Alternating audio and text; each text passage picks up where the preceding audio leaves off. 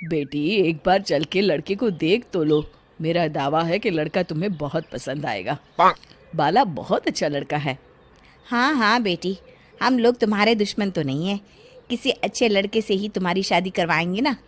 आखिर तू हमारी इकलौती बेटी है। अच्छा ठीक है माँ, अब ज़्यादा भावुकतापूर्ण शब्दों का इस्तेमाल ना करो। मैं चलने के लिए तैयार हूँ। चलो फिर, बिना देर के हम सब चलते हैं। सभी बाला के घर पहुंचते हैं। अरे क्या बात है बहन जी, अभी तक आपका बेटा नहीं आया? जी बस आता ही होगा। तभी वहां बाला आता है।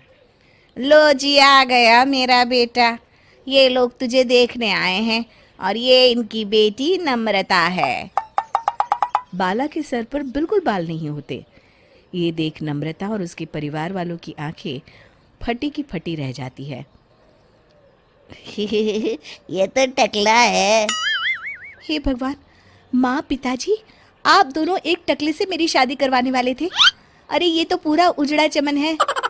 देखो बेटी, इस तरह किसी का मजाक उड़ाना गलत है। किसी के बारे में इस तरह की बातें नहीं करते। बालों का क्या है, वो तो आते जाते रहते हैं।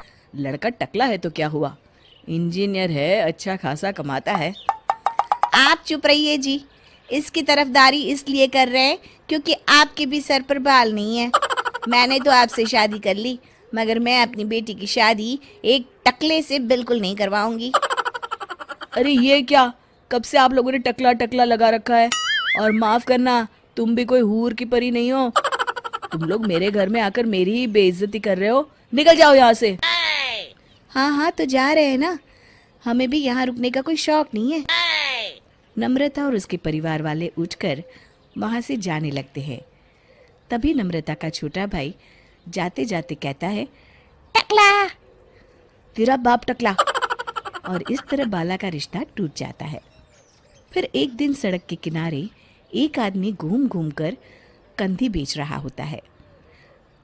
कंधी ले लो, कंधी, एक से बढ़िया एक कंघी ले लो, नए जमाने की कंघी ले लो। अरे भाई ये ले लो। घूमते घूमते वो बाला के पास पहुंच जाता है। अरे भाई साहब, कंधी लोगे क्या? ये लो। तभी उसकी नज़र बाला के सर के ऊपर पड़ती है। अरे माफ़ करना भाई साहब, आप इसे लेकर क्या करोगे? आपके सर पर तो बाल ही नहीं है। आपका तो स्टेडियम पूरा खाली है। चलता हूँ। कंधी ले लो, कंधी ले लो। कंधी वाले की बातें सुनकर बाला को बुरा लगता है। उस समय बाला को ऐसा महसूस होता है कि उसके लिए दुनिया में सबसे कीमती कोई चीज़ अगर है तो वो सिर्फ बाल है। बाला सड़क पर चलते हुए लोगों के बाल बड़े गौर से देखता है। चलते चलते बाला एक मंदिर के पास पहुंच जाता है। हे भगवान, तुमने ये मेरे साथ क्या किया? थोड़े से बाल अगर मुझे दे देते तो तुम्हारा क्या चला जाता? सारी दुनिया मेरा मजाक उड़ाती है। अरे भाई, आज पहला इंसान देख रहा हूँ जो मंदिर आकर भगवान से अपने लिए बाल मांग रहा है। बेटा, भगवान ने तुम्हें सब कुछ तो दिया है। अच्छी सेहत है, अच्छी नौकरी है। लगता है तुम्हारी तबीयत ठीक नहीं है। घर जाओ, सब ठीक हो जाएगा। बाला वहाँ से चला जाता है। घर पहुंचकर बाला खाना खाता है और अपने कमरे में सोने के लिए चला जाता है। फिर सुबह जब बाला सोकर उठता है तो आईने के सामने अपने आप को देखकर हैरान हो जाता है। बाला के सर पर एकदम घने बाल आ जाते हैं। बाला खुशी से झूम उठता है। अरे ये तो चमत्कार हो गया, मेरे सर पर बाल आ गए। लेकिन ये हुआ कैसे?